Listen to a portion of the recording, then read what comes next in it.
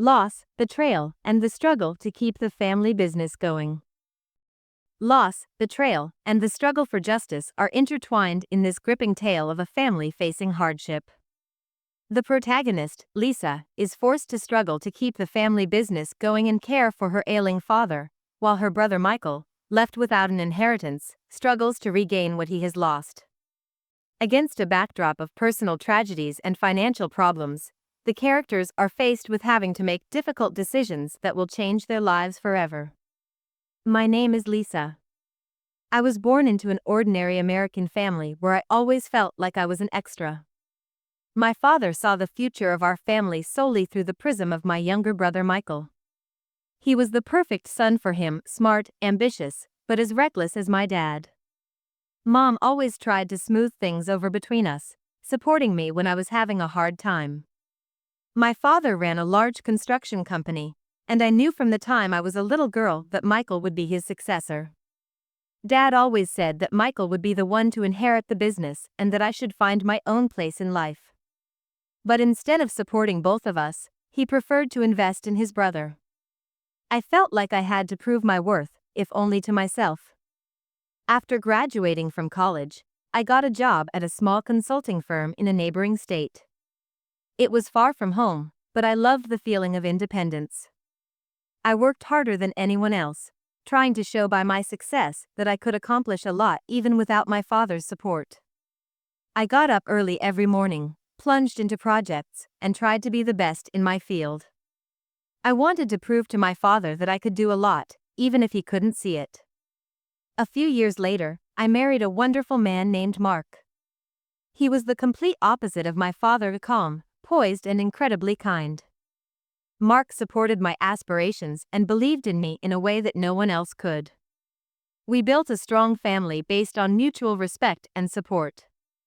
Mark was always there for me when I was struggling and inspired me to move forward despite the obstacles. Meanwhile, my brother continued to live large thanks to Dad's money. He started one business after another, but failed each time. His ideas were grandiose but completely unrealistic. Every time a project failed, my dad would help him out of debt like it was the most natural thing in the world. I tried to talk to my mom about it, but she always defended my dad, saying he was doing everything for the family's future. One day, after another of Michael's failed projects, my father announced his decision to hand over management of the company to my brother. I was visiting my parents for Christmas. That was the last straw. I couldn't keep quiet any longer. At the family dinner, I said everything I thought. How can you trust him? I asked him, looking straight into my father's eyes. Do you see how many times he's been wrong already? How much money he's lost? Dad looked at me coldly. Liz, you don't understand anything about business. Michael is the future of this company. And it's time for you to stop envying your brother and get on with your life. I felt rage boiling up inside of me. I had never felt such a strong emotion before.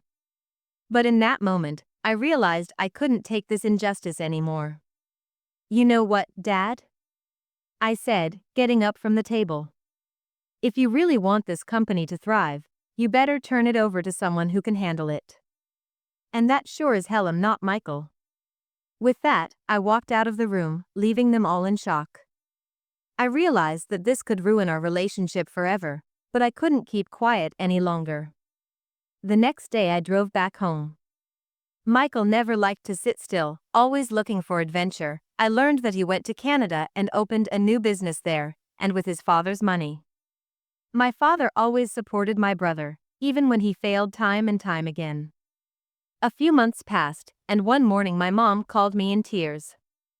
Dad is sick, she said in a shaky voice.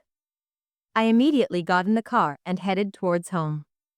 When I arrived, I saw that Dad had changed a lot. His face was gaunt, his eyes were dimmed, and he hardly ever got out of bed. The doctors said he had cancer and there was little chance of recovery. Mom was on the verge of a nervous breakdown, and I decided to stay behind to help her care for Dad. But in addition to taking care of Dad, I also had to take responsibility for the company. Dad had founded it years ago, and it had always been an important part of our family. Now that Dad couldn't run it, it became my responsibility. Every day I traveled to the office, met with the employees, dealt with ongoing issues, and tried to keep the business stable. It wasn't easy, especially since I was simultaneously taking care of my sick father and helping my mom deal with emotional stress. Sometimes I felt like I was being torn apart. But Mark was always there for me, supporting me and reminding me that we could face any difficulties together. Our efforts were not in vain. The company continued to operate despite all the difficulties, and Dad felt our love and care in the last months of his life. One evening, the doorbell rang. It was Michael. He had only come for a couple days, saying that business required his presence in Canada. I couldn't believe my eyes. He looked as if nothing had happened, as if he had just returned from a short vacation. "How could you?" I asked him, barely holding back tears. "Michael, Daddy's dying. Can't you at least stay a little longer?" He looked at me with a strange expression, as if he were trying to say something but couldn't find the words. Then he said quietly, "I have to go back. Business." And he left. He just took his suitcase and went back to Canada. At that moment, I realized that there was a gulf between us that could not be bridged. A week later, Dad passed away, and our grief was so deep it seemed like it would never subside. We went through it together, holding each other tightly, trying to find comfort. However, one person was missing among us, my younger brother Michael. He never even made it to the funeral, which added even more bitterness. During the announcement of the will, I was in shock. It turned out that the company and most of the money went to me, and the rest of the estate was divided among the three of us. The decision caused me mixed feelings: joy that my father had entrusted me with the management of the family business, and sadness at the realization that Michael was left with practically nothing.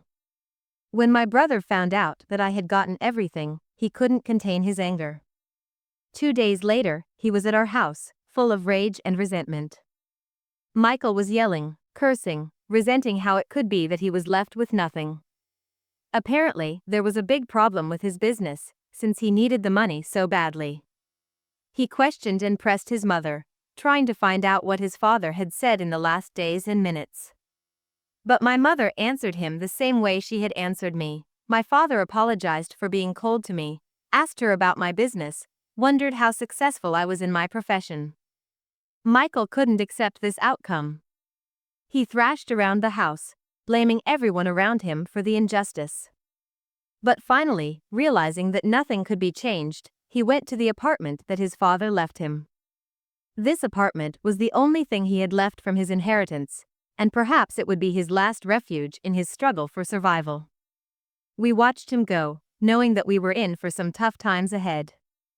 But now that the company and the finances were in my hands, I felt a great responsibility for our family's future. I knew I had to do everything I could to preserve and grow what my father had left us. Finally, Michael seemed to calm down. He reappeared on our doorstep, but this time he looked different. His usually confident gait had changed to a hesitant stride, and his eyes were fixed on the floor. He avoided making eye contact with me as we sat in the living room, and I could see his hands trembling slightly as he held the cup of coffee. "Lisa," he began, finally pulling himself together, "I'm so sorry I couldn't be there for you when you needed me. I know what I did was wrong, and I want to make it right. But I've run into some serious problems." He told me about his new business in Canada. Everything seemed perfect: investors, contracts, profits. But then it all went wrong. A key client backed out of a deal, putting Michael in a desperate situation. Debts piled up, creditors demanded repayment, and Michael found himself on the verge of bankruptcy. "I need your advice, Lisa," he continued, "and your help.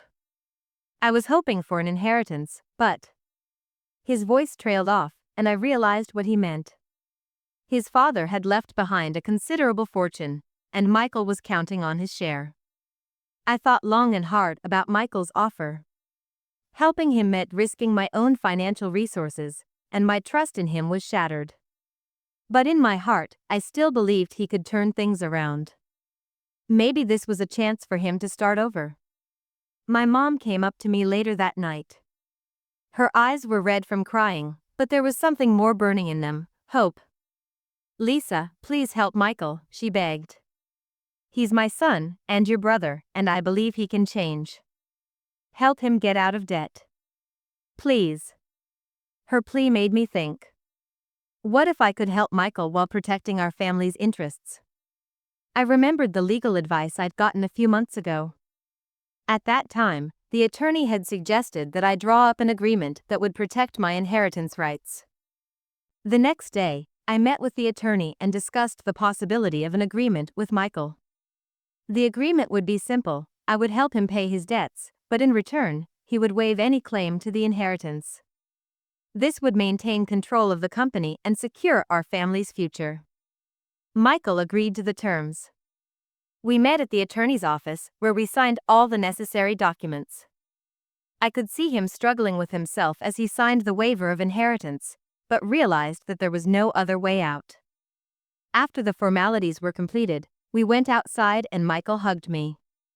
"Thank you, Lisa," he said. "I don't deserve your trust, but I promise I'll do everything I can to justify it." I nodded, trying to hide my doubts. Time would tell if he could keep his word. A few years have passed. The company I run is thriving. We're expanding, signing new contracts, and the future seems bright and full of possibilities. But one morning, I get an unexpected phone call. "Lisa, it's Michael," he says, and I can immediately sense the tension in his voice. "I need money. It's urgent." I remain silent, trying to collect my thoughts. Should I help him again or leave him to his own devices? I mean, he signed the agreement, he renounced his inheritance. But he's still my brother, and I can't just turn my back on him. What do I do?